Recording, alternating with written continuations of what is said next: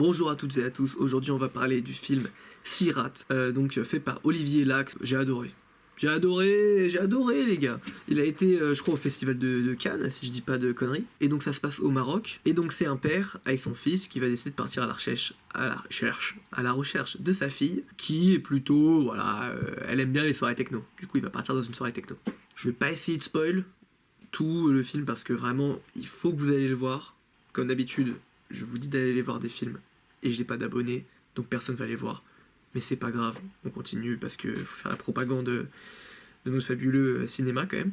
Déjà, ce que j'ai adoré pendant le film, c'est la musique, les ambiances, mi-techno, mi-un peu musique, je sais même pas comment expliquer ça, expérimentale, musique de film un peu, vous voyez. C'était génial, j'écoute ça maintenant dans mes playlists. Tous les figurants sont très très convaincants, on croit vraiment que c'est des gens de l'esprit de la techno, pour ceux qui sont déjà allés en soirée tech, vous voyez de quoi je parle. Des déchets d'humanité. Non, je rigole évidemment, mais un peu quand même.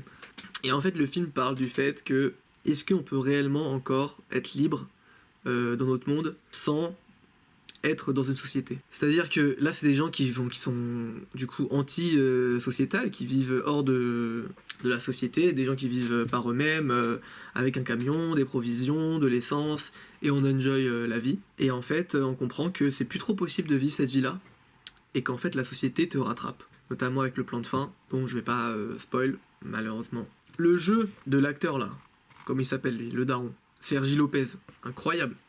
Incroyable, j'ai pleuré au cinéma pour cet homme, c'était vraiment sublime. Visuellement aussi, c'est très très beau, il y a une vibe un peu Mad Max, c'est incroyable. Le seul défaut du film, c'est le réalisateur Olivier Lax, qui je crois a eu des propos très chelous quand même.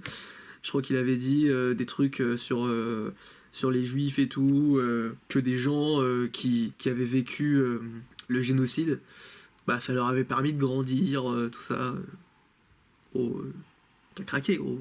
T'as craqué, ton film il est génial, tu dis de la merde comme ça, c'est pas possible. Mais bon, si on met ça de côté, le film est génial. C'était vraiment une claque, je pense que c'est mon film préféré de cette année 2025. Et je pense que tout le monde doit aller voir ce film. Voilà. Que des rebondissements inattendus. J'ai passé une incroyable séance de cinéma. Et je vous invite du coup à aller le voir. Et je vous dis à la prochaine les gars.